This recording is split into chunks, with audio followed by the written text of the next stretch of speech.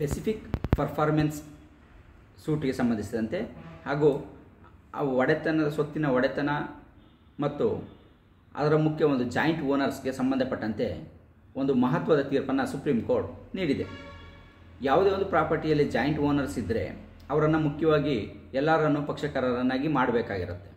ಯಾರೇ ಒಬ್ಬರ ಅಥವಾ ಇಬ್ಬರನ್ನು ಮಾಡಿ ಉಳಿಕೆಯವ್ರನ್ನ ಬಿಟ್ಟಿರೋವಂಥದ್ದು ಅಥವಾ ಅದರಲ್ಲಿ ಯಾರೋ ಒಬ್ಬರನ್ನು ಮಾಡೋದು, ಉಳಿಕೆಯವರು ಅವಶ್ಯಕತೆ ಇಲ್ಲ ಅಂತೇಳಿ ಬಿಡುವಂಥದ್ದು. ಸೊ ಈ ರೀತಿ ಮಾಡಬಾರ್ದು.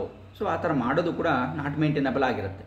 ಸೊ ಪೆಸಿಫಿಕ್ ಪರ್ಫಾರ್ಮೆನ್ಸ್ ಸೂಟಲ್ಲಿ ಆ ಥರದಲ್ಲಿ ಯಾವುದೇ ಒಂದು ಸ್ವತ್ತಿನ ಜಾಯಿಂಟ್ ಓನರ್ಸ್ ಇದ್ದರೆ ಅಂಥ ಒಂದು ಸ್ವತ್ತಿಗೆ ಸಂಬಂಧಪಟ್ಟಂತೆ ಪ್ರಮುಖವಾಗಿ ಎಲ್ಲರನ್ನು ಪಕ್ಷಕಾರರನ್ನಾಗಿ ಮಾಡಲೇಬೇಕು, ಇಲ್ಲದಿದ್ದರೆ ಸೂಟು ನಾಟ್ ಮೇಂಟೈನಬಲ್ ಆಗುತ್ತೆ ಅಂತೇಳಿ ಸುಪ್ರೀಂ ಕೋರ್ಟ್ ತನ್ನ ಒಂದು ಮಹತ್ವದ ತೀರ್ಪನ್ನು ಮೋರೇಶ್ವರ್ ಯಾದವ್ ರಾವ್ ಮಹಾಜನ್ ವರ್ಸಸ್ ವೆಂಕಟೇಶ್ ಸೀತಾರಾಮ್ ಬತ್ತಿ ಈ ಒಂದು ಪ್ರಕರಣದಲ್ಲಿ ನೀಡಿದೆ.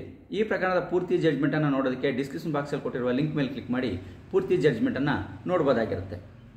ಈ ಪ್ರಕರಣದ ಪೂರ್ತಿ ಅಂಶವನ್ನು ನೋಡೋದಾದರೆ ಇದರಲ್ಲಿ ಪೆಸಿಫಿಕ್ ಪರ್ಫಾರ್ಮೆನ್ಸ್ಗೆ ಸಂಬಂಧಪಟ್ಟಂತೆ ಸೂಟನ್ನು ಹಾಕ್ಕೊಂಡಿರ್ತಾರೆ. ಸೊ ಇದು ಹೈಕೋರ್ಟಲ್ಲಿ ಕೂಡ ಡಿಸ್ಮಿಸ್ ಆಗಿ ಸುಪ್ರೀಂ ಕೋರ್ಟ್ನ ಮೆಟ್ಟಿಲನ್ನು ಏರಿರುತ್ತೆ.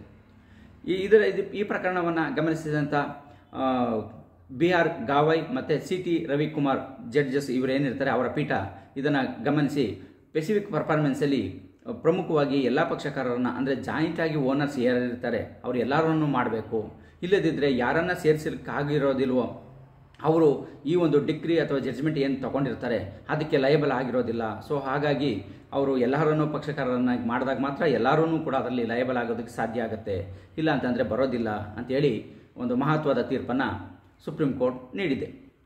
ಈ ಒಂದು ಪ್ರಕರಣದ ಅಂಶಗಳನ್ನು ನಾವು ಗಮನಿಸೋದಾದರೆ ಪೆಸಿಫಿಕ್ ಪರ್ಫಾರ್ಮೆನ್ಸ್ ಅಂತಲೇ ಅಲ್ಲ, ಯಾವುದೇ ಒಂದು ಪಾರ್ಟಿಷನ್ ಸೂಟೇ ಆಗಿರ್ಬೋದು, ಯಾವುದೇ ಒಂದು ಇಂಜೆಕ್ಷನ್ ಸೂಟೇ ಆಗಿರ್ಬೋದು, ಯಾವುದೇ ಒಂದು ಡಿಕ್ಲೇರೇಷನ್ ಸೂಟ್ಸೇ ಆಗಿರ್ಬೋದು, ನಾವು ಯಾವುದೇ ಒಂದು ಸೂಟ್ಗಳನ್ನು ಹಾಕಬೇಕಾದ್ರೆ ಅದಕ್ಕೆ ಸಂಬಂಧಪಟ್ಟಂಥ ಎಲ್ಲ ಪಕ್ಷಕಾರರನ್ನು ಕೂಡ ನಾವು ಪಕ್ಷಕಾರರನ್ನಾಗಿ ಮಾಡಲೇಬೇಕಾಗಿರುತ್ತೆ. ಸೊ ಮಾಡದೇ ಇದ್ದಂಥ ಸಂದರ್ಭದಲ್ಲಿ ನಾವು ಯಾರನ್ನ ಕೇಸಲ್ಲಿ ಸೇರಿಸಿರೋದಿಲ್ಲ ಅವ್ರಿಗೆ ಅದರ ವಿರುದ್ಧ ಯಾವುದೋ ಆ ಪ್ರಾಪರ್ಟಿಗೋ ಆ ವಿಷಯಕ್ಕೆ ಸಂಬಂಧಪಟ್ಟಂತೆ ಯಾವುದೇ ಒಂದು ಜಡ್ಜ್ಮೆಂಟ್ ಬಂದಿರುತ್ತೆ, ನಾವು ಪಕ್ಷಕಾರರನ್ನಾಗಿ ಮಾಡದೇ ಇದ್ದಂಥ ಸಂದರ್ಭದಲ್ಲಿ ಅದಕ್ಕೆ ಅವರು ಲಯಬಲ್ ಆಗೋದಿಲ್ಲ.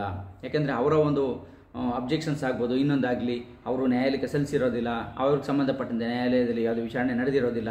ಸೊ ಹಾಗಾಗಿ ಅವರು ಲಯಬಲ್ ಆಗೋದು ಸಾಧ್ಯನೇ ಇಲ್ಲ, ಬರೋದಿಲ್ಲ.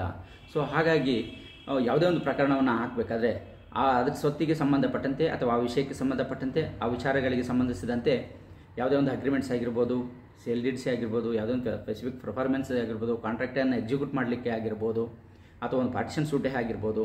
ಸೊ ಎಲ್ಲ ಪಕ್ಷಕಾರರನ್ನು ಕೂಡ ಮುಖ್ಯವಾಗಿ ಪಾರ್ಟಿಯನ್ನಾಗಿ ಮಾಡೋದು ಅತಿ ಮುಖ್ಯವಾಗಿರುತ್ತೆ ಅನ್ನೋದನ್ನು ಈ ಒಂದು ಪ್ರಕರಣದಲ್ಲಿ ನಾವು ಪ್ರಮುಖವಾಗಿ ಗಮನಿಸ್ಬೋದಾಗಿರುತ್ತೆ.